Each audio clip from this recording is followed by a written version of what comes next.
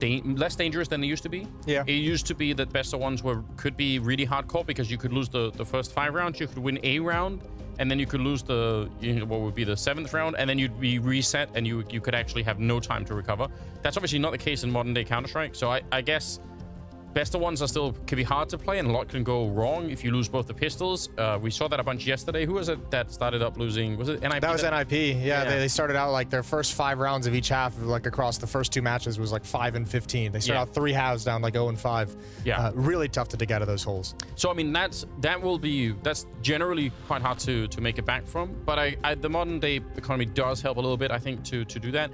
I just still think it's worth considering. I think I don't know that any teams in the world right now that can beat NAVI in best of 3s because of the depth of the map pool, and a lot of these new teams will have to reconstruct their map pools anyway. So I think best of 1 this is a really good chance, right? Which of the new rosters do you think is going to be the best? You think it's going to be G2? Yeah, I actually do. I mean, it's obviously, I think for most people, it's between Vitality and G2 and maybe FaZe as a third one in there, which is super interesting. I think FaZe is a really fun lineup. I just think I am thinking of FaZe as like the sleeper one that'll fly through under the radar for a while. Well, the G2 and Vitality ones are obviously going to get most of the headlines with the kind of the way they ended the year, and obviously just like the number of players switching and the number of high-profile players switching. But I think that FaZe one, Rop's coming in is so sneakily could be like one of the best roster moves made. Yes, I agree, and I think partly because whatever intel you had playing FaZe in the past,